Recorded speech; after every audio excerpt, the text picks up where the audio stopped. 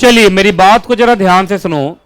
JIGL के अंदर अब हम एक चैप्टर स्टार्ट करने जा रहे हैं, जिस चैप्टर का क्या नाम है? Limitation act 1963। एक बार चैप्टर का नाम लीजिए, एक बार और, एक बार और, 3 बार नहीं बोलते।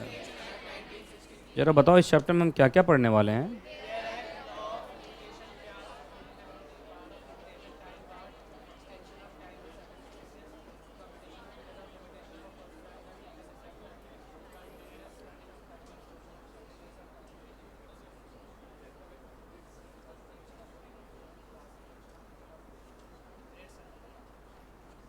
चलिए अब शांति से, है ना, जरा ध्यान से देखो कि इसका बेयर एक्ट क्या कहता है।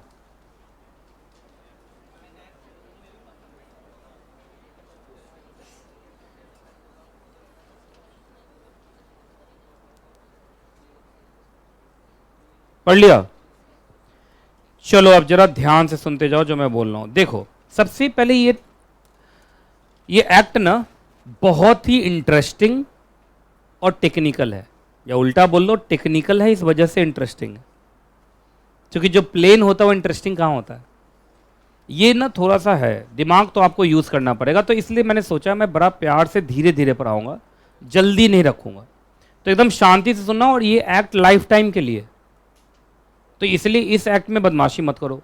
और ध्यान से देखो, इधर देखो, हाँ जी इधर देखो, लिमिटेशन एक्ट मैं पढ़ा रहा हूँ, देखो ध्यान से सुनना अच्छे से, है ना, शांति से देखो। सबसे पहले तुम इस एक्ट तक आते आते कंपनी लॉ के भी काफ़ी चैप्टर कर गए हो, SBC के भी काफ़ी चैप्टर कर गए हो, है ना, और भी बहुत सारे लॉस पढ़ लिए हो, दोनों मॉड्यूल कर रहे होगे तो सिक्योरिटी लॉ भी बहुत पढ़ लिए होगे, EBCL भी बहुत पढ़ लिए होगे, और सारे सब्जेक्ट में तो लॉ ही पढ़ते हैं हम लोग, एक्ट रूल यही सब पढ़ते हैं। जब भी आप लॉ पढ़ते हैं ना, कहीं कहीं 30 डेज, 60 डेज, 90 डेज देखा तुम लोगों ने? अभी पिछला चैप्टर RTI एक्ट खत्म किया, है ना, उसमें 30 डेज में अपील करो, 90 डेज में अपील करो, है ना, बहुत जगह तुमने देखा होगा ये सब। ये जितने भी पीरियड बताते हैं ना, ये that all are limitation period, that all are limitation period. और वो जहां कोई डेज लिख दिया, देखो जहां कोई डेज लिख दिया, क्या लिख दिया? Days, that becomes the limitation period, और उस पर लिमिटेशन एक्ट लग जाता है। क्या लग जाता है? Limitation act. तो limitation act is one of the general law, काफ़ी पॉपुलर लॉ है, तो इसको अच्छे से समझ लो। देखो कोई जल्दीबाजी नहीं है, लेकिन बेस अच्छा बना के छोड़ूंगा, जिंदगी भर याद रहेगा तुम, है ना। कोई जल्दीबाजी नहीं कि इस चैप्टर को मैं खत्म ही करूँ, नहीं होगा, कोई बात नहीं है, लेकिन बेस अच्छा बनना चाहिए, ठीक है। अब सुनो, देखो एक्ट का नाम क्या है? Limitation act. तुमको नाम में लिमिटेशन वर्ड जैसा नहीं लग रहा है? लिमिट का मतलब क्या होता है पहले मुझे ये बताओ? रोक लगाना। इधर देखते रहे, प्लीज प्लीज नीचे मत देखो, चार्ट तुम आगे देख लोगे तो चार्ट का फ्लो का क्या मतलब होगा? फ्लो चार्ट, फ्लो में मजा है ना चार्ट के, तुम सीधा एक बार में देख लेते हो, तुमको चार्ट उतारने में टाइम ना लगे, इस वजह से मैंने चार्ट तुम्हारे बुक में प्रिंट कर दिया है। लेकिन इसका मतलब ये नहीं कि तुम समझो नहीं, फ्लो फ्लो देखो, फ्लो में मजा है। आइए इधर देखिए, लिमिटेशन एक्ट, नाम, नाम में लिमिट वर्ड, लिमिट का मतलब रोकना, तो कहीं लिमिटेशन एक्ट लिखा वहां लिखो बैकअप में, लिमिट का मतलब रोकना। कहते हैं अपने लिमिट में रहो, मतलब अपने औकात में रहो। औकात का मतलब मैक्सिमम लिमिट, ये ना, उससे आगे आपको बढ़ना नहीं चाहिए, ये मतलब हुआ ना। सुनिए इधर, हाँ जी। तो लिमिटेशन एक्ट मैंने बोला लिमिट लगाता है। अब तुम पूछोगे सर क्या चीज पे लिमिट लगाता है? तो सुनो, एक राइट होता है, उस राइट का नाम है, ये पढ़ो। नहीं, इस राइट का नाम फिर से पढ़ो।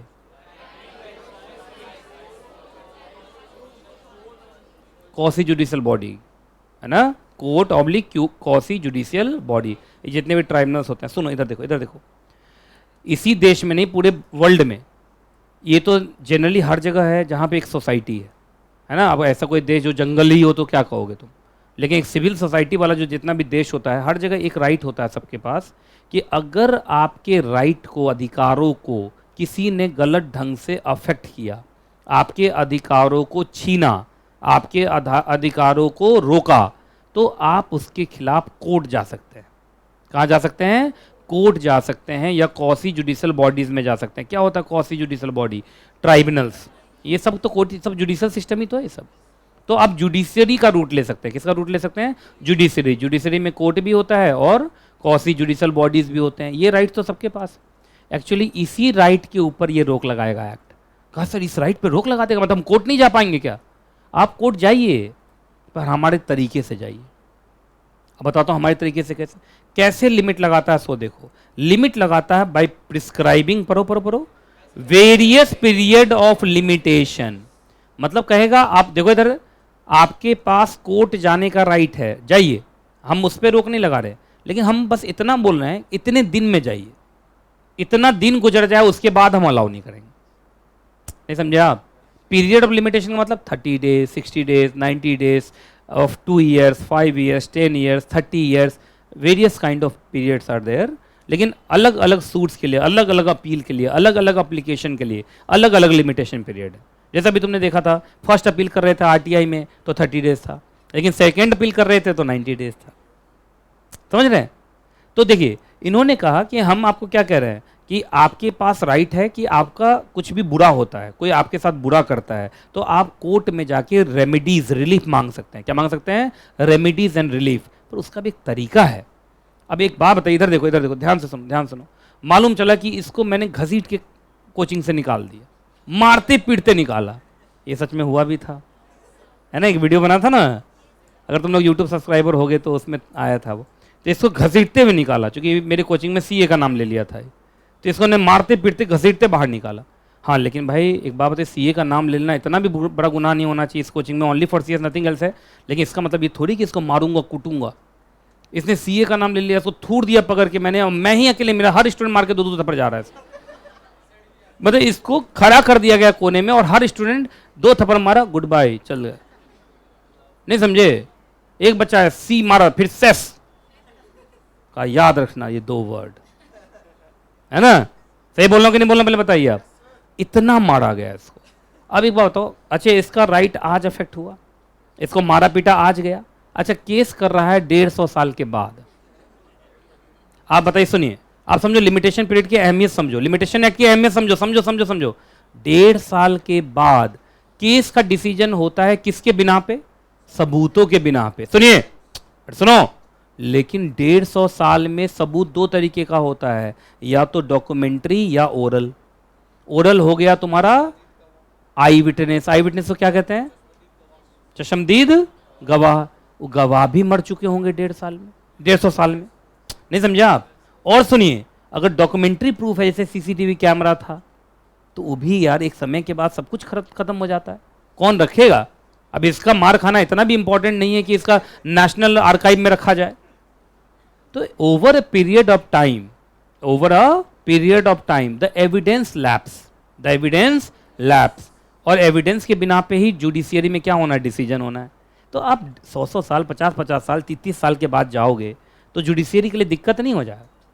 तो इसलिए इन्होंने बोला कि अरे भाई आज मार खाए हो तो आज ही ना दर्द हुआ होगा। तुम बोलो 40 साल के बाद दर्द निकला, ये कौन सा दर्द था भाई? मीठा दर्द होगा फिर।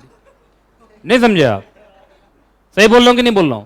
तो भाई देखिए, ऐसे भी एक चीज बताता हूं, इस एक्ट के अंदर बहुत अच्छी अच्छी चीज सीखोगे। सुनो पहले, लॉ में एक प्रिंसिपल है, लॉ सिर्फ जागरूक लोगों की मदद करता है, जो बेपरवाह हैं उनकी मदद नहीं करता है कि नहीं? अब जरा ध्यान से सुनिए, आप बताओ मार आज खाया है और 20 साल के बाद बोल रहा है कि आइला अच्छा मेरा राइट अफेक्ट हुआ था क्या?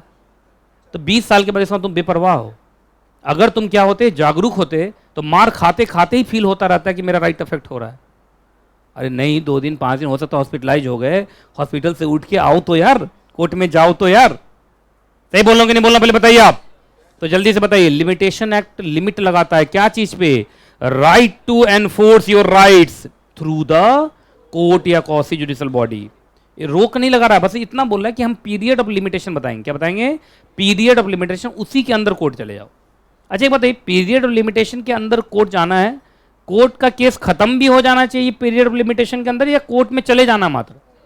चले जाना। केस चलने के लिए 50 साल चले, उससे कोई फर्क पड़ता नहीं है। आप कोर्ट के पास पहुंच गए, इसका मतलब आपने जागरूकता दिखा दिया कि सर हम जागरूक हैं और हमको सच में फील हो रहा है कि मेरे राइट अफेक्ट हुए हैं, इसलिए हम जल्दी से आपके पास आ गए।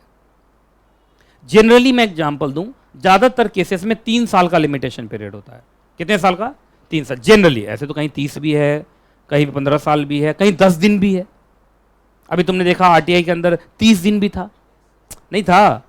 तो अलग अलग चीज़ों के लिए अलग अलग लिमिटेशन पीरियड है, पर ज़्यादातर केसेस जो जनरल केसेस है उसमें 3 साल होता है। तो मैं एग्जाम्पल में ज़्यादातर क्या लेके चलूँगा, 3 साल। एक बात तो 3 साल भी काफ़ी है, मतलब 3 साल तक तुमको फील नहीं हो रहा कि तुम्हारे राइट अफेक्ट हुए, तो भाई तुम्हारी फीलिंग्स खत्म हो चुकी है, इसका मतलब नहीं। अब 3 साल में तो कोर्ट पहुंच ही जाओ यार, अब 3 साल में भी नहीं पहुंच रहे हो, अजीब बात नहीं है क्या, है कि नहीं? समझ में आया पहले? तो बताओ लिमिटेशन एक्ट का ऑब्जेक्टिव बताओ, इसको पढ़ के बताओ।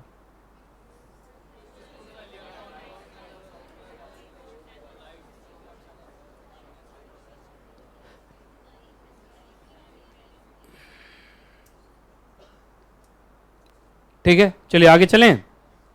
चलो हाँ,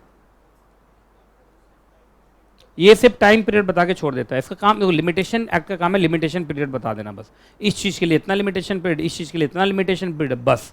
अब उसके बाद जो इंसिडेंटल एंसिलरी चीज़ें हों वो तो बताएगा ना, है कि नहीं? चलें आगे बढ़ें, बोलो जल्दी से। चलो हम लाइन बाय लाइन पढ़ना शुरू करें। अच्छा, लाइन बाय लाइन पढ़ने से पहले एक काम करता हूँ, एक चार्ट और करा देता हूँ, उसके बाद मजा आएगा। चलो क्या लिखा हुआ है जल्दी बताओ। अरे रे क्यों, पहले बताइए क्या। हाँ, कुछ लोग 3 बजे के बाद उनको ना दिखाई देता है ना सुनाई देता है, 3 बजते ही कर। जस्टिफिकेशन नहीं बोला, जुरिडिक्शन ऑफ लिमिटेशन एक्ट, देख लो जुरिडिक्शन लिखा है मैंने। अच्छा, कुछ लोगों को बुरा नहीं लगा थोड़ा सा भी कि ये क्या मतलब है, राइट मतलब कह रहे हैं इतने साल में कोर्ट के पास जाओ, कोई मतलब है क्या, मेरा जब मन होगा तब हम जाएंगे? ऐसा नहीं है। इस एक्ट के पीछे भी एक जस्टिफिकेशन है। पहला जस्टिफिकेशन पढ़ो।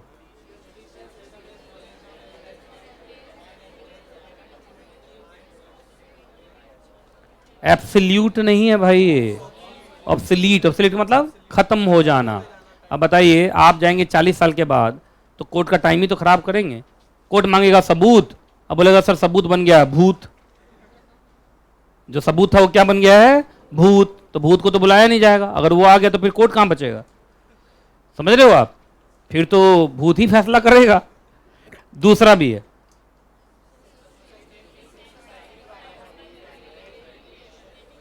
इसका मतलब समझ में आया? एक बात बताओ, 20-20 साल 33 साल पुराने केस को उखाड़ोगे तो एक बात बताइए, आपका समाज का जो शांति है, पीस है, वो खराब नहीं हो जाएगा? बोलो। तो भाई कुछ अभी हुआ तो अभी बात करो ना। अरे 10-10 साल 15-15 साल पुराना केस लाओगे, गरे मुर्दों को उखाड़ोगे तो वो तो फिर दिक्कत ही होगा ना फिर। समझ रहे हैं कि नहीं समझ रहे हैं आप? तो देखिए, ये 2 जस्टिफिकेशन मुझे काफ़ी लगते हैं कि नहीं, लिमिटेशन एक्ट सही है। और लिमिटेशन एक्ट अगर बोल रहा है कि इतने पीरियड के अंदर केस कर दो तो इसमें कोई बुराई नहीं। ये बुक में है तुम्हारे, उतार डालो। तुम लोग का चेहरा देख के मुझे पता चल जाता है कि कौन चार्ट बुक में है कौन नहीं है, क्योंकि जो चार्ट तुम्हारे बुक में नहीं रहता ना, तुम देखते देखते जल्दी बोले उतारना है, ऐसे करते हो तुम लोग। और जो चार्ट बुक में रहता है आराम से, हाँ पता ही है, पूरा कॉन्सेप्ट मजबूत कीजिए हमारा। आज जो चार्ट बुक में नहीं रहता, बहुत हो गया कॉन्सेप्ट, उतारने दीजिए अब। जल्दी उतारो जल्दी उतारो जल्दी उतारो। कितने जस्टिफिकेशन दिए मैंने? 2। पहला, अब एविडेंस के बेस पे ही होगा भाई, तो एविडेंस तो ओवर अ पीरियड टाइम क्या हो जाएगा, खत्म ना हो जाएगा। और दूसरा, पुराने गरे मुर्दे को उखाड़ोगे तो मुर्दा उखड़ के क्या करेगा, भूत ही ना बनेगा, है कि नहीं?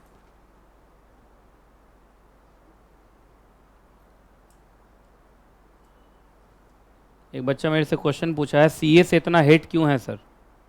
वो तुम समझो, वो पता चलेगा ना जब लक्ष्मीनगर के किसी हॉस्टल में रहने आओगे और तुम अकेले सीएस के स्टूडेंट हो गया, बाकी 4 सीए वाला होगा, और जब तुमको डेली चिढ़ाएगा तो क्या अंदर से दुख नहीं होगा? होगा कि नहीं होगा? और जब दुख होगा तो उसका जवाब भी देंगे हम, है कि नहीं? लोग बोलते हैं, मुझे मालूम है ना। चुप कराते हो ना, बस 203 204 205 3 सेक्शन है, सीधा मुंह पे मारने का काम खत्म। अब तो एनुअल रिटर्न भी है, पढ़ा दिया ना एनुअल रिटर्न। कौन सा सेक्शन? 92 ना।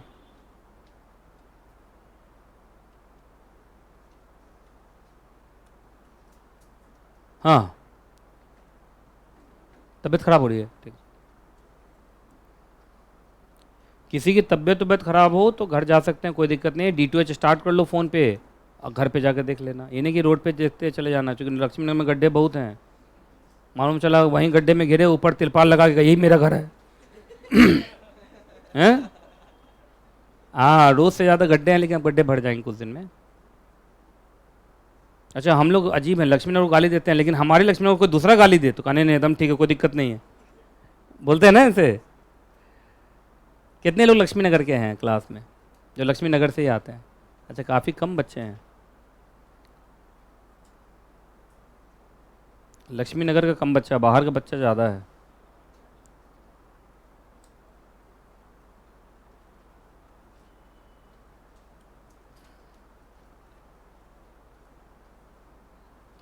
हटाओ, हो गया? चलो हटा रहा हूँ, जल्दी जल्दी। कुछ बच्चे जो बुक से पूछ पूछ के लिखते हैं, तुम पर लिखूं तुम पर लिखूं, थोड़ा सा जल्दी लिख लिया करो भाई। कल ही एक बच्ची मुझे बता रही थी कि सर मुझे आंसर सब आता था पर मेरा 2 क्वेश्चन छूट गया था एग्जाम में, जिसकी वजह से मैं फेल कर गई। उस बच्ची को मैंने एक एडवाइस दिया, वो एडवाइस तुम्हें ही दे देता हूँ। मैंने उसको बोला कि घर ही रखो और घर पे ना 5 मिनट का एक टाइमर लगा के आंसर लिखा करो, तब तुम्हारा स्पीड बढ़ेगा। समझते हैं? तुम लोग स्पीड बढ़ा लो, क्योंकि जो उनके साथ हो चुका वो तुम्हारे साथ ना हो जाए, है ना। 9% रिजल्ट भयानक रिजल्ट होता है। हटाऊं क्या? चलिए जी, अरे सबसे बड़ा सेक्शन कौन सा है? सेक्शन 3। अच्छा, सेक्शन 3 को मैं बड़ा सेक्शन क्यों बोलता हूं? क्योंकि वो चार्जिंग सेक्शन है। क्या है? Charging section. तो सेक्शन 3 है चार्जिंग सेक्शन, और सेक्शन 3 क्या बोलता है सोच लो। सेक्शन 3 बोलता है, ये देखो ये बहुत इंपॉर्टेंट है, every suit must be instituted. बोलो तो। सूट का मतलब पहली बार केस करते हो तो क्या वर्ड होता है? सूट। सूट का मतलब ये पहना वो नहीं, केस करना। सूट के साथ क्या वर्ड चलता है? Instituted. Every appeal must be preferred. Appeal के साथ कौन सा वर्ड चलता है? Preferred. And every application must be made. पहले तो तुम स्टैंडर्ड सीख गए। सूट के साथ क्या बोलोगे? इंस्टीट्यूटेड। अपील के साथ प्रेफर्ड। एप्लीकेशन के साथ मेड। आधा बच्चा तो ये चेक कर रहा है कि चार्ट उसके बुक में है। भगवान नहीं होगा, पहले तुम सुन लो, सुन लो, उतारने दूंगा, रुक जाओ पहले। बोलो सेक्शन 3 क्या कहता है? Every suit must be instituted, every appeal must be preferred, every application must be made. बिना देखे बोलो। पहला बार जब केस होता है तो क्या बोलते हैं? सूट। सूट के साथ इंस्टीट्यूटेड। दूसरे बार जाओगे तो अपील के साथ, और तीसरा एप्लीकेशन। एप्लीकेशन तो याद ना, every suit must be instituted, every appeal must be preferred and every application must be made within। सबसे इंपॉर्टेंट वर्ड है within। within का मतलब अंदर, अंदर ही, बाहर जाना नहीं है। क्या? Limitation period. लिमिटेशन पीरियड कहां बताया गया आपको? इस एक्ट के शेड्यूल 2 में। कहीं शेड्यूल 2 आ रहा हो तुम्हारे में, बुक में देखो, बुक में शेड्यूल 2 आ रहा है, तीसरे चौथे लाइन में होगा कहीं, देखो तो। शेड्यूल 2। इस एक्ट के शेड्यूल 2 में जाओगे ना तो बहुत सारे क्या मिलेंगे आपको? Period of limitation. मैं शेड्यूल 2 दिखा भी दूंगा अभी आप, ठीक है। चलो जल्दी से उतार लो इसको। According to section number 3, every suit must be instituted, every appeal must be preferred, every application must be made within the limitation period as prescribed under schedule 2 to the limitation act. Every suit must be instituted, every appeal must be preferred, every application must be made within the period of limitation as prescribed under Schedule 2 to the Limitation Act.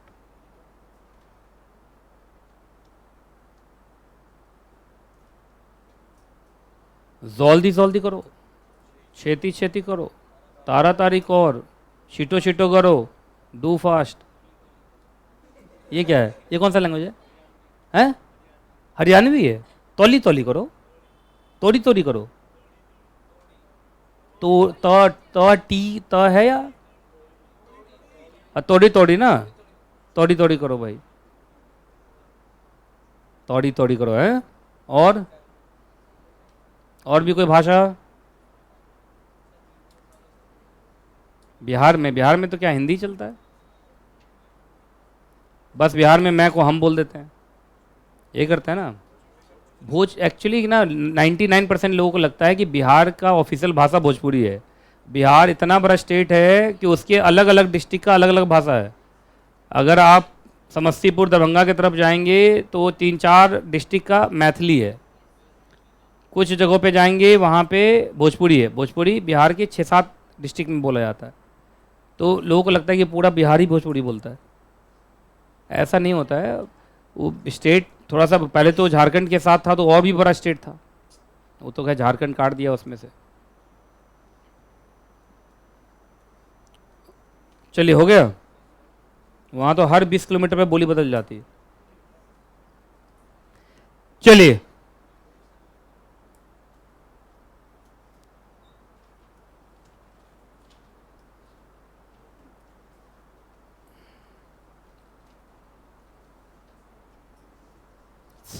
लिख लिया, ये याद हो जाना चाहिए। According to इसके section 3 charging section है और यही बताता है लिमिटेशन एक्ट का ऑब्जेक्टिव। क्या बताता है?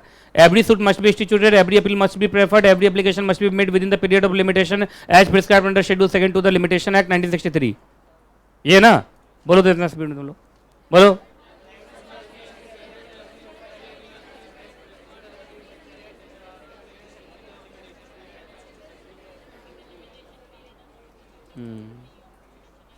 आपको हो जाए 1963 है, लास्ट में 1963।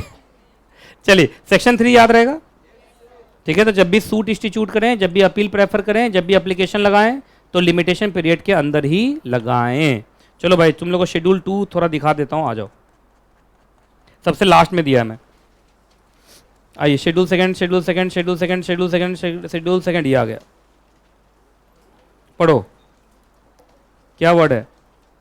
ये लिस्ट कहां से ला रहा हूं? शेड्यूल सेकंड से ला रहा हूं। मिला मिला मिला मिला मिला मिला। चलिए मैं एक काम करता हूं, पहले यही पढ़ा देता हूं, इससे कि ना इस एक्ट का एक आइडिया मिल जाएगा तुमको। देखो तो कहीं कहीं 30 साल है, बोलो तो कहां कहां 30 साल का लिमिटेशन पीरियड है? देखो इधर देखो, केस कौन कर रहा है? एक तो सूट है, देखो सबसे पहले वर्ड क्या है?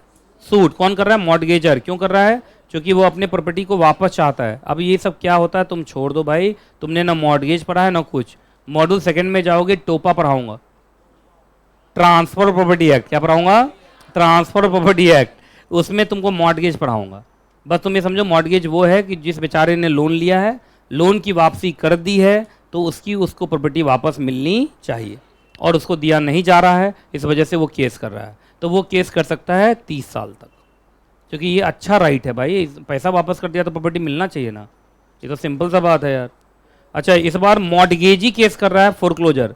मॉर्टगेजी क्रेडिटर है, उसको पैसा नहीं मिला, लोन वापस नहीं हुआ, तो वो प्रॉपर्टी पे कब्जा जमा रहा है। उसको क्या बोलते हैं? फोरक्लोजर। फोरक्लोजर का मतलब वो उस बिल्डिंग का मालिक बन जाएगा, उस प्रॉपर्टी का वो मालिक बन जाएगा, कब्जा मिल जाएगा उसको। आइए बाकी सरकार देखो कितना तेज है। सरकार ने कहा मेरे ऊपर केस हो या मैं केस करूं इसमें। अच्छा मेरे ऊपर नहीं है, बाय और ऑन बिहाफ है बस। हाँ तो मैं कहीं केस करना चाहूँगा, मैं तो 30 साल तक करूँगा। तो सरकार चाहे तो कब तक केस करे? 30 साल तक। उसको तो 30 साल से ज़्यादा करना होगा तो भी कर लेगा, शेड्यूल सेकंड में चेंज करवा देगा। नहीं भाई सरकार से आप लड़ नहीं सकते। कुछ लोगों को लगता है हम बाहुबली बन गए, है ना। यूपी बिहार में खूब चलता है बाहुबली, हर डिस्ट्रिक्ट का एक बाहुबली होता है, और जहाँ सरकार चेंज, बस बाहुबली चले जाते हैं बिल में। हाँ वो जेल चले जाते हैं ना। हाँ जी, बाहुबली दुनिया में कोई नहीं है भाई। बाहुबली या तो सरकार है या उससे ऊपर भगवान है। नहीं आजकल देखता हूँ लोग बोलते हैं भूकंप रोधी घर बना रहे हैं। अच्छा भूकंप रोधी, भगवान कहे वो, मैंने भगवान का कोई बच्चा भी खेलेगा मैं तो पृथ्वी से खेलूंगा, और उल्टा दिया। मान लो हम लोग लटके में उल्टा, क्या भूकंप रोधी होगा यार? बनाइए कोई बात नहीं, भगवान भी ऊपर से देखते हैं, कर लो कर लो, वो तो मैं जब चाहूँगा तब, है कि नहीं। तो ये बात याद रखिए, ये सब कुछ नहीं होता है। आ जाओ 30 साल बोलो तो ऐसे याद करने के लिए बोलो तो कहाँ कहाँ? मॉर्टगेजर चाहता है रिडेम्पशन, मॉर्टगेजी चाहता है फोरक्लोजर, और सरकार। ठीक है, स्टेट गवर्नमेंट, सेंट्रल गवर्नमेंट, सारे आ जाइए। नहीं एक्सेप्ट नहीं है, इंक्लूडिंग है ना। अब तो खैर ये लाइन लिखने की भी जरूरत नहीं है, अब तो नॉर्मल आ गया ना वो। 12 साल वाला बताओ, 12 साल वाले में भी सूट ही है, और किससे जुड़ा हुआ है? Immovable property trust, endowment. Endowment का मतलब होता है चैरिटी।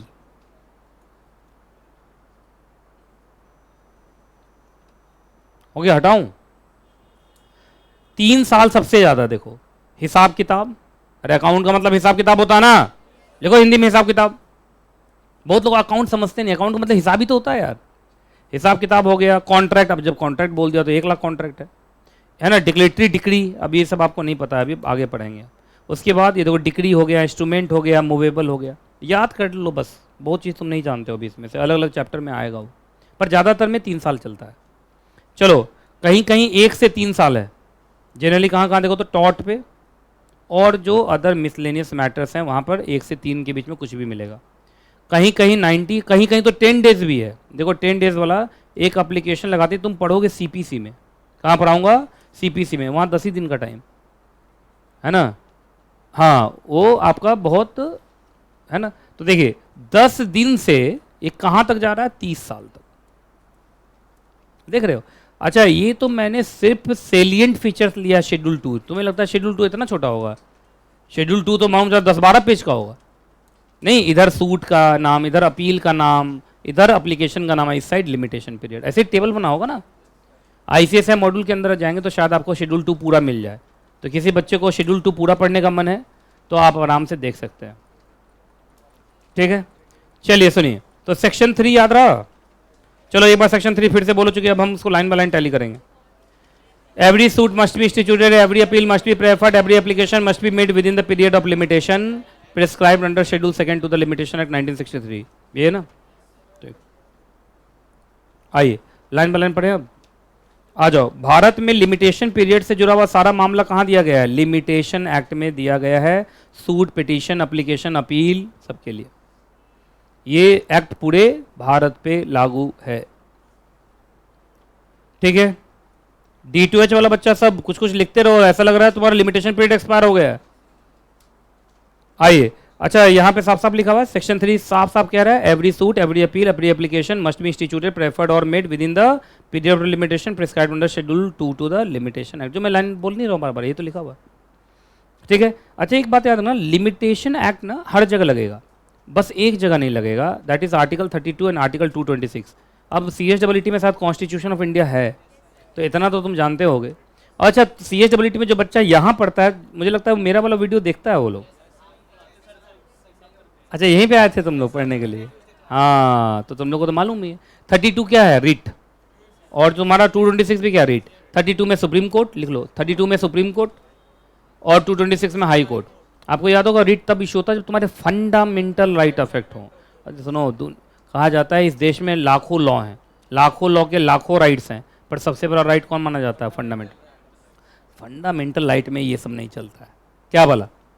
ये लिमिटेशन एक्ट ये सब नहीं, फंडामेंटल राइट अफेक्ट हुआ तो कभी भी आप जा सकते हैं, नहीं समझे। लेकिन अच्छा कभी भी का मतलब फिर पावर इसकी किसके पास पहुंच गया? कोर्ट। बहुत देर करोगे तो वो भी रिजेक्ट करेगा ना। तुम देखो लिखा हाईवर करके लिखा होगा, but the court act on the analogy. Analogy का मतलब जो लिमिटेशन एक्ट का ऑब्जेक्टिव है, उस ऑब्जेक्टिव को माइंड में तो रखता ही है वो। अब जैसे तुमसे भाई कोई गया आर्टिकल 32 में पिटीशन लगाया, रिट पिटीशन सुप्रीम कोर्ट को, तो बोला कब का केस है? कहा सर वही बस 50 साल पहले का है। तो कहा कहाँ थे तुम 50 साल तक? तो कहाँ थे, शादी उदी हुआ, बाल बच्चा पाल रहे थे। तो अब ऐसे में तो गुस्सा हो जाएगा ना, क्या बोलेगा? चाहे वो रिट पिटीशन हो फिर भी क्या बोलेगा? रिजेक्टेड नहीं। अरे जज से बड़ा गुस्सा हो जाता है, तुमको मालूम नहीं है। वो देखते हो आजकल रील भी ला रहा है फेसबुक सब पे। हाँ होता है क्या ना, एक रील देख लीजिएगा तो 17 रील उसी ढंग का आएगा। तो मैं 1-2 बार आराम से देख लिया तो सारा का सारा रील मुझे वही मिलता है। मैंने कहा एंटरटेनमेंट के लिए मेरे लिए कुछ नहीं दुनिया में, सिर्फ मुझे कोर्ट वाला ही मिलता रहता है, मैं वही देखता रहता हूँ बैठ के। अरे बड़ा डांट देता है कभी कभी। अच्छा कभी वो वकील भी डांट देता है जज को।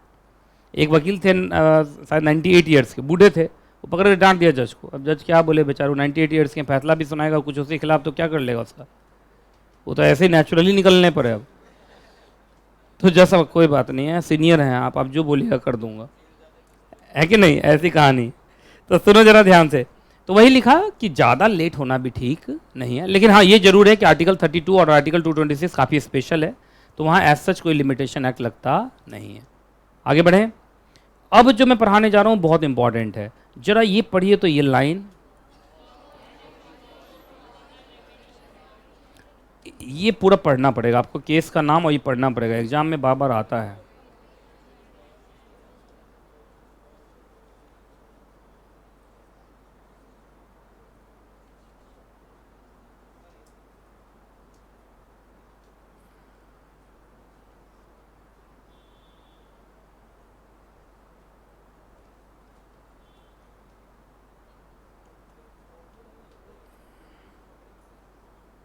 पढ़ लिया? नहीं पढ़ना जरूरी है, एक बार में समझ में नहीं आएगा, वो फिर से पढ़ो।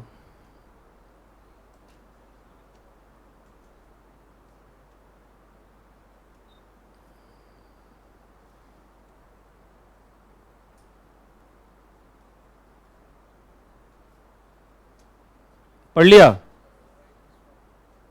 इसे क्या मोबाइल में पढ़ रही है क्या ये लोग? मोबाइल में पढ़ रही हो? मोबाइल में पढ़ रही हो तो नहीं, आपको नहीं, इसको पूछो। अच्छा अच्छा, वो शेड्यूल सेकंड कहीं देख रही होगी। अच्छा चलो इधर देखो, इस केस में देखो तो कि 1 2 3 4 5 लाइन है, 5 लाइन पढ़ लिया अच्छे से। चलो एक ध्यान से सुनना जो मैं बोल रहा हूँ। जब इस चार्ट को हम देखते हैं तो लिमिटेशन एक्ट किस चीज़ के ऊपर लिमिट लगाता है? तो बस कोर्ट जाने का जो राइट है उस पर रोक लगता है, मतलब उस पर रोक है। लेकिन क्या आपका जो पूरा राइट होता है, अधिकार होता है, अधिकार भी खत्म हो जाता है क्या? ना, अधिकार जिंदा है, बस अब कोर्ट के थ्रू तुम अधिकार नहीं ले पाओगे। नहीं समझे आप? कोर्ट के थ्रू जाके जो अधिकार मिलता, कोर्ट का रूट बंद हुआ। लिमिटेशन पीरियड खत्म होने के बाद कौन सा रूट बंद हुआ? कोर्ट का रूट बंद हुआ। बाकी अधिकार तो आज भी जिंदा, अधिकार तो जिंदगी भर रहेगा। एक एग्जाम्पल देता हूँ, उसका ध्यान से सुनना। एक एग्जाम्पल देता हूँ, ये बहुत ज़रूरी एग्जाम्पल है, इसको अच्छे से समझ लेना, ठीक है? इधर देखो, इधर देखो, इधर देखो, ये देखो।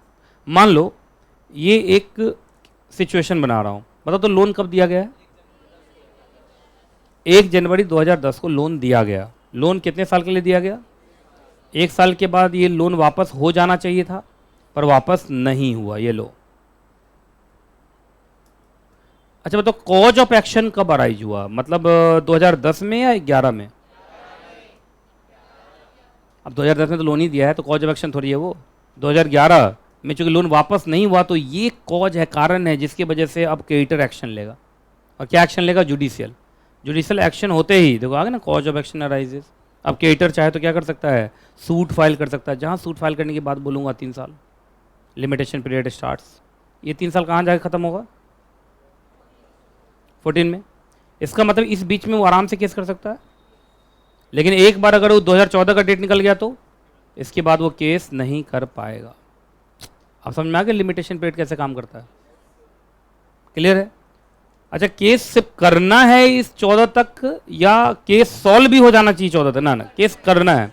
तुम देखो 1 जनवरी 2014 आ रहा है ना, 31 दिसंबर को भी पहुंच जाओगे ना, तो भी तुम्हारा काम बन जाएगा। नहीं समझे? तो मान लो हो सकता है इस केस में क्रेडिटर नहीं पढ़ा लिखा था, तो क्रेडिटर केस नहीं किया। 2014 आते ही डेटर खुश हो गया। क्या डेटर खुश हो गया?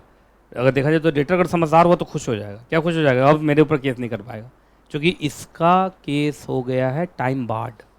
बच्चों ने एक वर्ड सुने होंगे, टाइम बार्ड। तो टाइम बार्ड का मतलब क्या है? Time barred by limitation. Time barred by limitation. ये बात समझ में आ रहा है? बार्ड का मतलब रोकना। ये समझ में आ रहा है कि नहीं आ रहा जो मैं बोल रहा हूँ? तो इधर देखो, शांति से सुनते रहना जो बोल रहा हूँ। अब देखिए, ध्यान से देखते रहना।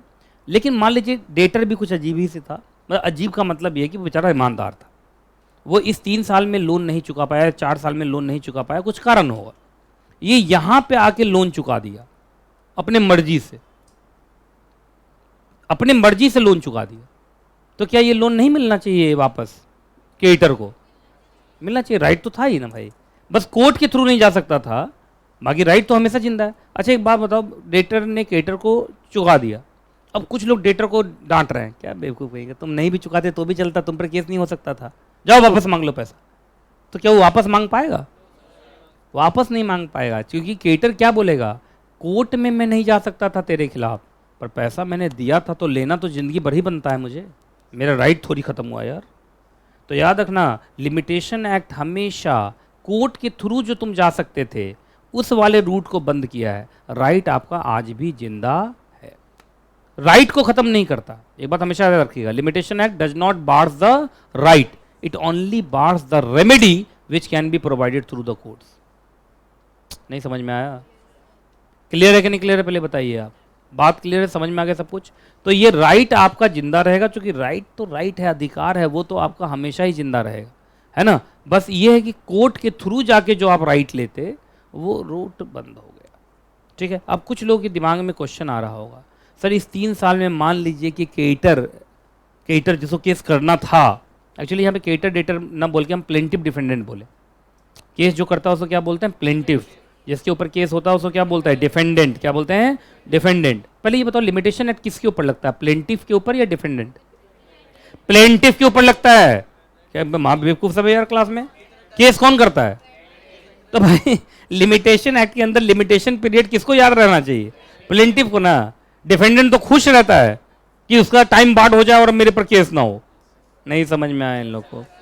तो limitation act applies on plaintiff not on defendant. Defendant क्या, उस पर तो केस होना है, वो तो आराम से सोया, भगवान करे वो भूल जाए।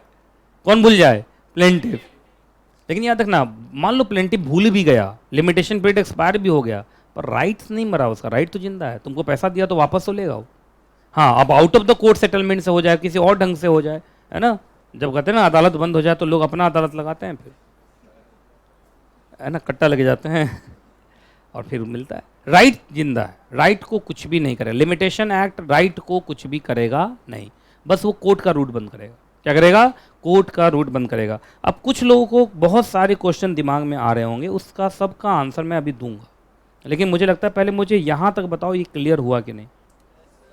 चले, एक एग्जाम में क्वेश्चन आता है, इसको पढ़ो तो। Law of limitation bars the remedy but does not extinguish the right. Comment. क्या क्या आंसर होगा इसमें? अरे इसमें लिखा, क्वेश्चन पूछा गया है कि लिमिटेशन एक्ट क्या करता है? आपको रेमेडी को रोकता, मतलब कोर्ट के थ्रू जो रेमेडी मिलता है वो रोक देगा, पर राइट नहीं रोकेगा। कमेंट कीजिए। तो तुम क्या लिखो? The statement is true. बोलो। आपको मुझे लगता है ये यहां से शुरू करना है, यहां से शुरू करके लास्ट तक जाना है, यही आंसर है। तो जल्दी बताओ, लिमिटेशन एक्ट क्या आपका राइट को ही खत्म कर देता है या राइट जिंदा है? राइट जिंदा है, बस कोर्ट के थ्रू जो रेमेडी मिल सकती थी दैट रेमेडी इज बार्ड। चलिए, हाँ, क्यों नहीं यूज रहेगा? सुनो, अब अभी जरा ध्यान से सुनिएगा। सिर्फ भारत में जुडिशियल रूट ही नहीं होता, कौसी जुडिशियल रूट नहीं होता, आउट ऑफ कोर्ट सेटलमेंट नाम का भी चीज है। हाँ, एडीआरएस है, आर्बिट्रेशन है, कंसिलेशन है, मेडिएशन है, बहुत सारी चीज।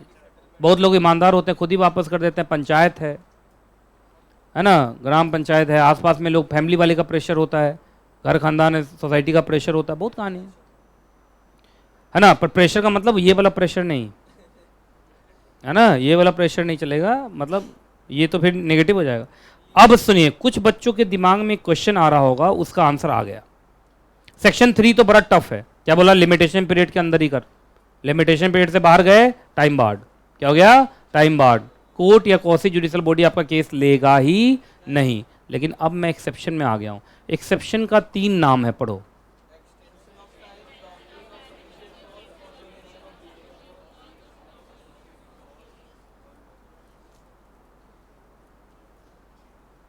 लिखो, exception to section 3।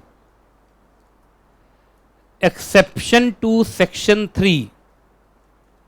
Exception to section 3 लिखा? याद रखना, सेक्शन 3 का एक्सेप्शन है सेक्शन 5। सेक्शन 5 तुम बहुत बार देखे हुए हो। सुनो, अभी तुम आरटीआई एक्ट पर हो ना, उसमें एक जगह लिखा हुआ आ रहा था कि 30 डेज में अपील करना। 30 डेज में अपील करना है, ये सेक्शन 3 ऑफ लिमिटेशन एक्ट। और तुरंत लिखा था कि सफिशिएंट कॉज है तो बाद में भी कर लेना, वो सेक्शन 5। कभी भी सेक्शन 3 अकेले नहीं चलता है, उसके नीचे हमेशा सेक्शन 5 आता है।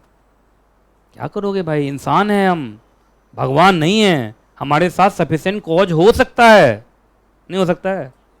अब लोग नहीं समझते हैं बहुत बार, लेकिन लोगों को समझना चाहिए। कोर्ट समझता है बहुत बार, सफिशिएंट कॉज होता है भाई। देखिए 3 लाइन है इस डॉक्ट्रिन के, 3 लाइन है। Extension of time in certain cases, तो doctrine of extension of time, क्या नाम हो गया? Doctrine of extension of time, doctrine of sufficient cause, doctrine of condonation of delay. Condonation का मतलब माफी, देखो, कॉन्डोन का मतलब माफी,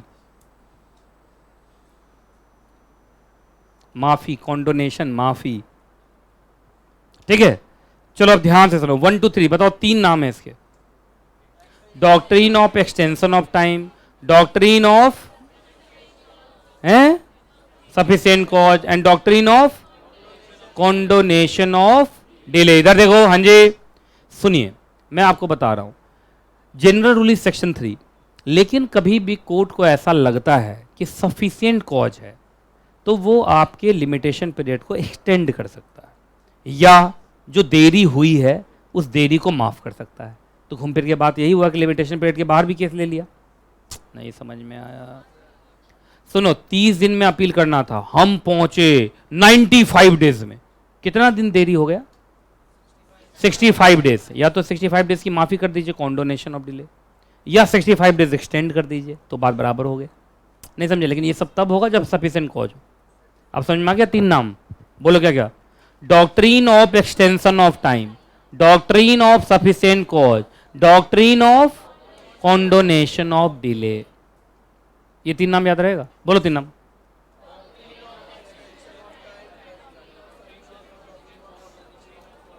बस ये लिखा हुआ है। आइए सेक्शन 5 को हम 3 नाम से पुकारते हैं, ठीक है जी। लेकिन याद रखिएगा ये तभी होगा जब अपीलेंट या अप्लीकेंट सेटिस्फाई करे कोर्ट को कि उसके पास क्या था, सफिशिएंट कॉज था, जिसके वजह से वो बेचारा लिमिटेशन पीरियड के अंदर आ पाया नहीं। तो क्या आफ्टर द एक्सपायरी भी तुम्हारा केस ले लेगा? बोलो। और हर जगह वर्ड मे आ रहा है, हर जगह वर्ड क्या आ रहा है? मे का मतलब बकरी, मे का मतलब, हाँ मतलब हो भी सकता है, नहीं देखो भाई, court if the court is satisfied, if the court is satisfied कि हाँ तुम्हारा कॉज सफिशिएंट है, तो फिर वो एक्सटेंशन दे देगा। लेकिन अगर कोर्ट सेटिस्फाइड नहीं है तो वो आपको एक्सटेंशन नहीं देगा। ये क्लियर है? चलो अब सुनो जरा ध्यान से। अब बात ये आता है सफिशिएंट कॉज क्या होता है। एक बात बताइए, सफिशिएंट कॉज का कोई डेफिनेशन हो सकता है क्या दुनिया में? अरे भाई कैसे हो सकता है? केस टू केस वेरी करेगा ना। नहीं समझ में आया? अब एक बात बताओ, एक ट्रक ड्राइवर का एक हाथ टूट जाना ट्रक न चलाने का सफिशिएंट कॉज है। लेकिन एक पढ़ने लिखने वाले बच्चे का एक हाथ टूट जाना कोई सफिशिएंट कॉज नहीं है उस हद तक, क्योंकि वो दूसरे हाथ से भी लिख सकता है। एक बात सुनो, अगर पकड़ लगाओगे तो केस बदलेगा। एक बात हमेशा याद रखिएगा, लॉ के क्लास में, इसलिए तो मैं कभी CHWT में नहीं पढ़ाता हूँ।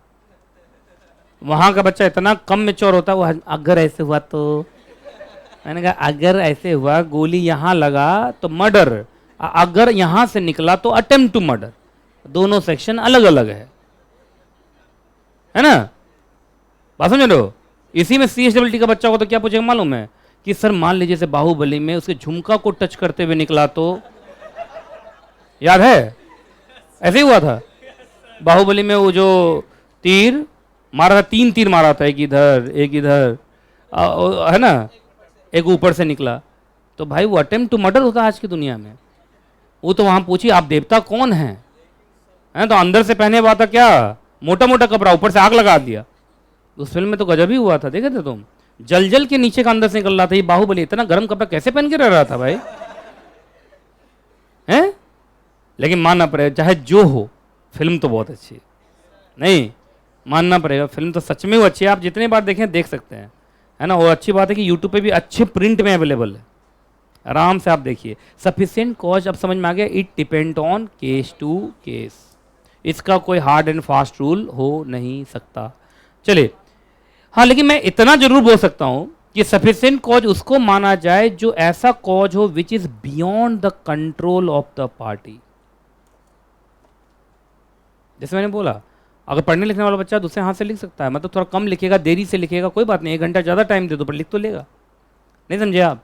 लेकिन ड्राइवर को आप कैसे कहोगे एक हाथ से चलाएगा तो बस बहुतों का सफिशिएंट कॉज हो जाएगा। बात समझ रहे हैं आप?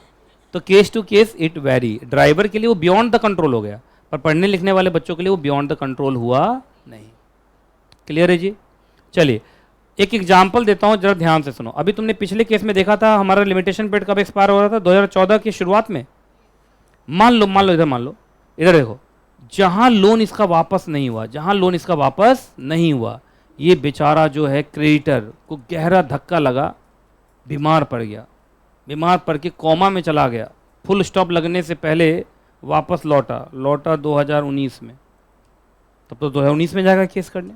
तो कोर्ट पूछा है 2019 में कहाँ गए तुम? 2014 तक तुम्हारा लिमिटेशन पीरियड था। सर एक कोमा सर्टिफिकेट। कहाँ से आया हूँ? हॉस्पिटल से आया हूँ, कोमा से उठ के आया हूँ सर। है ना? कब कोमा से उठे होगा? कल ही उठा हूँ, आज आ गया हूँ, इससे ज़्यादा क्या चाहिए आपको? है ना? वो भी दिमाग ठीक से काम नहीं कर रहा, जल्दी से ले लीजिए, गाली दे दूंगा। है कि नहीं? बात समझ में आ रहा है? तो क्या वो जो जितना साल का, ये 5 साल का लेट हुआ है, तो क्या ये सफिशिएंट कॉज है? यस यार, डॉक्टर डॉक्टर ये सब तो सफिशिएंट कॉज है यार, है कि नहीं? क्या 5 साल का कॉन्डोनेशन ऑफ डिले कर देगा वो कोर्ट, या 5 साल एक्सटेंशन ऑफ टाइम दे देगा? On which ground? कोमा, और वो कोमा क्या हो गया? एक सफिशिएंट, क्योंकि बियॉन्ड द कंट्रोल था ना। कैसे होगा बताइए? बाकी चीज में कोमा में रहोगे, बाकी में तुम कोर्ट में केस कर रहे हो, कैसे होगा? अच्छा, कुछ जगहों पे माना गया है सफिशिएंट कॉज। सुनो, तुमको हाई कोर्ट में ही गलत गाइड कर दिया, तो क्या सुप्रीम कोर्ट फिर भी केस ले सकता है? चलिए, मिस्टेक ऑफ काउंसल, काउंसल का मतलब जो तुम्हारा वकील है उसने तुम्हें गलत एडवाइस दिया। अब देखो भाई, सीधी सी बात है भाई, हम लोग तो नॉर्मल लोग हैं, हमको तो जो वकील बोलेगा हम समझते हैं। तो वकील ने गलत एडवाइस दे दिया, तो क्या ये सफिशिएंट कॉज है? यस। एडवोकेट ने गलत एडवाइस दे दिया, चलेगा। उसके बाद मिस्टेक ऑफ लॉ, मतलब जिस लॉ में जाना था उस लॉ में ना जाके किसी और लॉ में ही घूम रहे थे बहुत दिन। नहीं समझ में आया? जैसे मान लो 30 दिन में अपील करना था, नहीं समझे? तो जैसे तुमको बताओ, आरटीआई में फर्स्ट अपील कहाँ होता है? सीनियर, है ना? सीनियर, तुम पहले अपील में घुस गए कहाँ? सीआईसी में घुस गए, वहां 30 दिन के बाद रिजेक्ट हो गया, कहा कि नहीं फर्स्ट अपील तो आपका यहाँ नहीं, फर्स्ट अपील तो सीनियर रैंक में जाता है। कहा जाता है सीनियर रैंक, लेकिन जब तक सीनियर रैंक में आया तब तो 30 दिन गुजर गया। तो क्या हो गया? Mistake of law. तो मिस्टेक ऑफ लॉ चलेगा, लेकिन याद रखना इग्नोरेंस ऑफ लॉ नहीं चलेगा। एक बात याद रखिएगा, ignorance of law is not an excuse, है ना? इग्नोरेंस ऑफ लॉ का मतलब ये होता है, आप चाहते तो वकील रख सकते थे, कहा नहीं हम खुद ही वकील हैं, तो कर जा। नहीं समझे आप? तो भाई मिस्टेक ऑफ लॉ अलग होता है और इग्नोरेंस ऑफ लॉ अलग होता है, दोनों में डिफरेंस होता है। इग्नोरेंस ऑफ लॉ नहीं चलेगा। आप चाहते तो शायद किसी से पूछ सकते थे, लेकिन आपने पूछा नहीं, that becomes ignorance of law. लेकिन कोई पूछा लेकिन गलत एडवाइस दे दिया, तब तो भाई वो सफिशिएंट कॉज है। आइए आगे। अच्छा, जेल हो गया था उसको, या बहुत भयंकर बीमारी हो गई थी, अब बोलो। अच्छा, इलनेस में भी नॉर्मल इलनेस नहीं, है ना? हाँ, सीरियस। जैसे बोला कि भाई क्या हुआ, 10 दिन लेट हो गए? कहा सर 10 दिन तक ना सर थोड़ा पेट खराब था। अरे कोई बात नहीं, पेट खराब था, बैठ के आ जाता, मतलब आता और बैठ जाता, कहाँ खड़े रहने के लिए बोलता मैं तुम्हें, है कि नहीं? पीला वाला गोली भी आता है, वो खा लेते तुम। मेडिसिन नहीं आता है, सबको मालूम होगा, है ना? तो भाई देखिए, आपका इतना भी हालत, अब तुमको आने के लिए कौन बोला? तुम वकील को भेज देते। मान लो तुमको आने में दिक्कत हो रही थी तो तुम वकील को भेज देते। हाँ, लेकिन सीरियस इलनेस से तो वकील को भी डायरेक्शन देने लायक नहीं है, कोमा में चले गए हैं, बीमार हैं, डॉक्टर घुसने नहीं दे रहा किसी को, तब हाँ, तब ये क्या हो गया? Sufficient cause.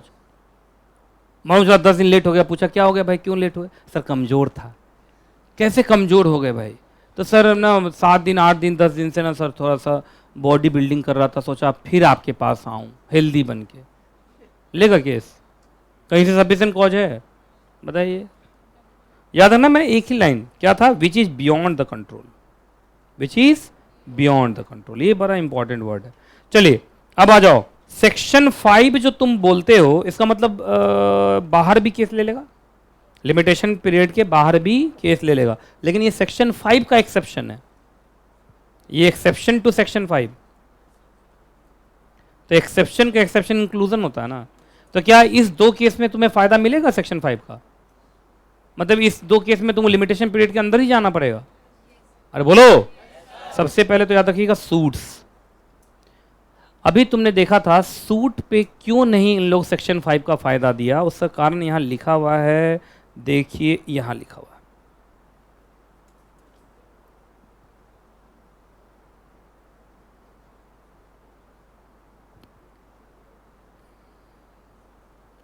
मिला?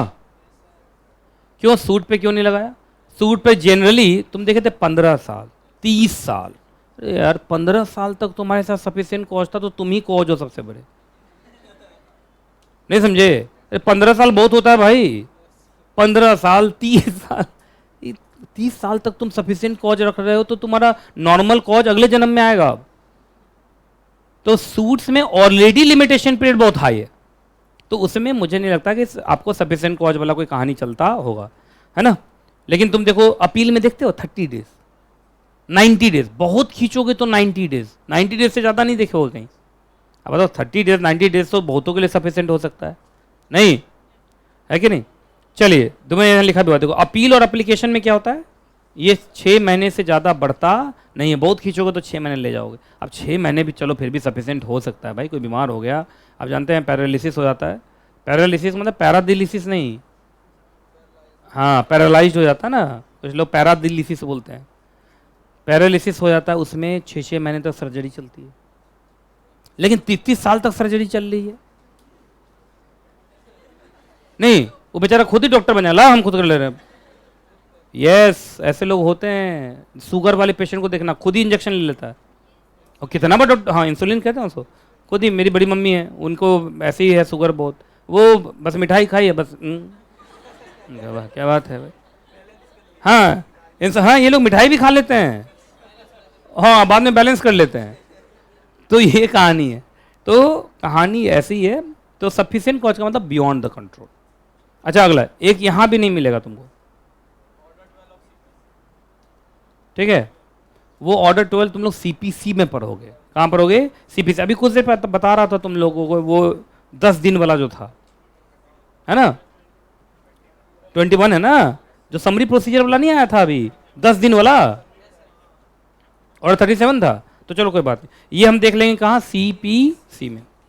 चलिए याद रहेगा। अब आ रहा है 6, 7, 8, ये तीनों सेक्शन एक दूसरे से जुड़ा हुआ है। 6, 7, 8, 9 चारों एक दूसरे से जुड़ा हुआ है, लगभग 1.5 घंटे का टाइम इस पर लगेगा। 6, 7, 8, 9, 6 टच किया तो 7, 8, 9 पूरा खत्म करके दम लूंगा। तो और मैं देखता हूँ कुछ अलग से कुछ बच जाए तो। अच्छा जो बाकी चीजें हैं वो मैं करा दूं, वो बचा लूंगा। हैं बैठो बैठो, जाना है? अच्छा ठीक है। तो सफिशिएंट कॉज का प्रूफ देना पड़ेगा। वर्ड क्या लिखा था? If the code is satisfied. तो कोड सेटिस्फाइड कैसे होगा? प्रूफ दोगे तभी ना। चलिए एक काम करते हैं, छोटी छोटी चीजें जो है वो पढ़ लेते हैं आज। अगली क्लास के लिए सिर्फ क्या बच जाएगा? 6, 7, 8, 9। चलो ये पढ़ लो बस, ये बस बस बस लास्ट ही है ये पढ़ लो। ये जल्दी पढ़ो, जल्दी जल्दी जल्दी जल्दी जल्दी जल्दी जल्दी जल्दी जल्दी, बस लास्ट के कुछ पल हैं बस। अब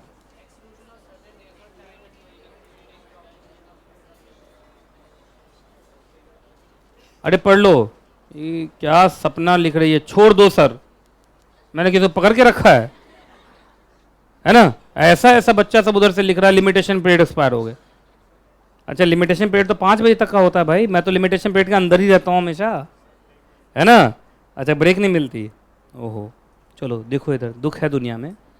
अच्छा सुनिए, जब लिमिटेशन पीरियड की गिनती करोगे ना तो कुछ डेज को गिना नहीं जाता है, मतलब गिनती दूर से शुरू होगा। दूर का मतलब जैसे आज कॉज ऑफ एक्शन अराइज हुआ तो आज ही से नहीं, 1-2 दिन के बाद, क्योंकि कुछ दिन छोड़ा जाता है। अब देखो कौन कौन सा दिन छोड़ा जाता है, ये कहाँ बताया गया? सेक्शन नंबर 12 में। आइए सबसे पहले, जिस दिन से तुम्हारा लिमिटेशन पीरियड शुरू हो रहा है वो दिन नहीं गिना जाता, अगले दिन से गिना जाता है। जैसे अपने एग्जाम्पल में मैंने 1-1 तारीख ले तो लिया, पर वो 1 तारीख नहीं होता, 2 तारीख होता, मतलब एक दिन छोड़ के चलते हैं। जैसे आज ही कॉज ऑफ एक्शन अराइज हुआ तो देखा जाए तो लिमिटेशन पीरियड आज ही से शुरू हो जाना चाहिए, पर एक दिन छोड़ो। 1 तारीख को हुआ तो 1 नहीं 2 से गिनते हैं। पहले समझ में आ गया? तो ब्रैकेट में हिंदी में लिख लो, 1 दिन छोड़ते हैं। तो जो अपने एग्जाम्पल में 1-1 तारीख आ रहा है ना, 1 तारीख कभी नहीं आएगा, वो 2 तारीख आएगा। तो जिस दिन कॉज ऑफ एक्शन अराइज हुआ है, मतलब कॉज ऑफ एक्शन अराइज होते ही लिमिटेशन पीरियड की काउंटिंग शुरू हो जाती है। तो लेकिन जिस दिन हुआ उस दिन ही 1 दिन छोड़ दो, 1 दिन छोड़ दो। कैसे पता चला 1 दिन छोड़ दो? एक्सक्लूसिव, एक्सक्लूसिव मतलब छोड़ना ही तो होता है, ठीक है। चलिए जी आगे, अपील और एप्लीकेशन। एक बताओ, अपील और एप्लीकेशन ये फर्स्ट अटेम्प्ट तो है नहीं, ये सेकंड अटेम्प्ट है। जैसे मतलब पिछला डिसीजन आया होगा। अच्छा पिछला डिसीजन 2 तरीके से आया होगा, एक तो जज साहब ने मुंह से बोल दिया, और एक है उसका जजमेंट कॉपी आया। तो बताओ जल्दी से, कहाँ से लिमिटेशन पीरियड की गिनती शुरू करोगे? मुंह से जिस दिन फैसला सुना दिया वो दिन, या जिस दिन जजमेंट कॉपी हाथ में आ गया? अरे जजमेंट कॉपी हाथ में आएगा, जजमेंट देखूंगा तो मन बनाऊंगा ना कि अपील करना है कि नहीं। मुंह से बोल दिया उतना से क्या समझ में आएगा? अरे पूरा थोड़ी जजमेंट बोलते हैं, जजमेंट कॉपी 50-50, 100-100, 500-500 पेज का होता है। आपको लगता है जज साहब 500 पेज बोलेंगे? तो बताइए। तो सुनो, जिस दिन जजमेंट सुनाया गया उसको छोड़ो, ये तो ये हो गया, उसको छोड़ो। और जितना दिन तुमको टाइम लग गया क्या पाने में? कॉपी ऑफ डिक्री, सेंटेंस और ऑर्डर। कॉपी लेने में जितना टाइम लग जाएगा उसको भी छोड़ो। जैसे फैसला आज सुनाया गया, लेकिन उसका कॉपी मिलने में लग गया तुमको 40 दिन, तो 40 दिन के बाद से शुरू होगा क्या, 3 साल अगर है तो 3 साल की गिनती। लिमिटेशन पीरियड का एग्जाम्पल हम लोग क्या लेके चल रहे हैं, 3 साल। तो जितना टाइम तुम्हें क्या लेने में मिला, कॉपी ऑफ डिग्री, वही जजमेंट कॉपी। जजमेंट कॉपी मिलने में जितना टाइम लगेगा वो तो एक्सक्लूड होगा, क्योंकि जब तक मेरे हाथ में जजमेंट कॉपी आएगा नहीं, हम समझेंगे कैसे कि हमें अपील करना है या नहीं, और अगर अपील करना है तो किस ग्राउंड पे करना है, हमें पता कैसे चलेगा। ठीक है ना। कुछ लोग सोच रहे होंगे सर का आवाज़ जा रहा है, छोड़ दो सर। इसको वॉइस मॉड्यूलेशन कहते हैं। क्या कहते हैं, वॉइस मॉड्यूलेशन, कि पिच कहाँ ऊपर रखना है, पिच कहाँ नीचे रखना है। तुम लोग की तरह नहीं एक ही पिच में बोलते हैं, तुम लोग यही पिच में बोलते हो, और क्या हाल चाल है, चल रहे हो ना, ठीक से चलो, एकदम अच्छे से रहो, हाँ ऐसे बोलते हो तुम लोग। अच्छा कहा सर हम एकदम हीरो की तरह बोलते हैं। आइए अच्छा चलो आ जाओ भाई, आर्बिट्रेशन एक्ट में आ जाओ। कहाँ जाओ, आर्बिट्रेशन। आर्बिट्रेशन एक्ट का जो फैसला होता है उसको क्या बोलते हैं, अवार्ड। तो याद रखना फिर वही बात, अवार्ड की कॉपी लेने में जितना टाइम लगा उसको छोड़ दो। आर्बिट्रेशन एक्ट तुम पढ़ने वाले हो अभी, है ना। क्या जल्दी बताओ, अवार्ड की कॉपी लेने में जितना टाइम लगा उसको आपको छोड़ना पड़ेगा। चलिए उसके बाद ऐसा कुछ बच नहीं रहा है। अब अगली क्लास में, मुझे लगता है अगली क्लास में 1-1.5 घंटे की क्लास लगेगी, चलेगा ना। आज मैं नहीं करा रहा हूँ, फिर तुम्हारा कॉन्सेप्ट ना बिगड़ जाए। अच्छा कॉन्सेप्ट बिगड़ जाता कराता तो, ओह अच्छा अच्छा, चलिए कोई बात नहीं है। तो आज की क्लास यहीं तक, फिर मिलूंगा अगली क्लास में, और जब तक मैं ना मिलूं दुआ में याद रखिएगा। खुश रहें आप, खुश रहे आपका परिवार। खत्म करेंगे ICSI मोटो सॉन्ग से, जोर से गाएंगे, दूर तक अपनी आवाज पहुंचाएंगे।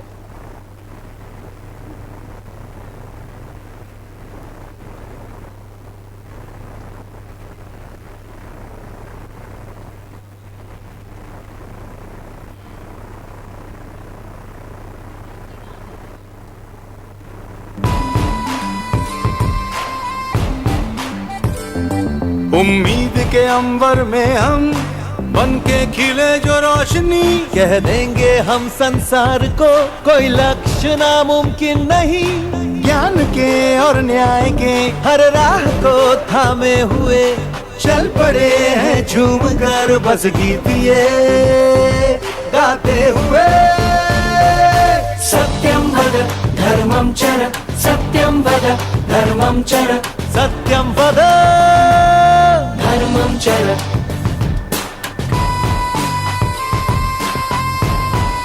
कंपनी सचिव।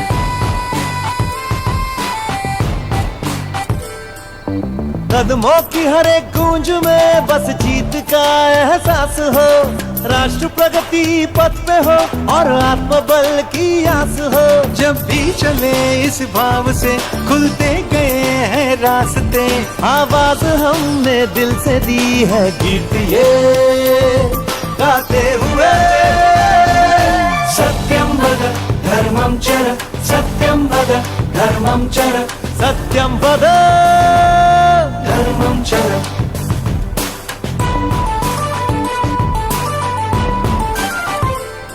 हर उन्नति के रंग में हर भारतीय हाथ हो, उद्यम हो या उद्योग हो, हर ओर अपना साथ हो। जाना शिखर तक है हमें सच की कलाई थाम कर, हम जीत के सुर छेड़ेंगे गीत ये गाते हुए।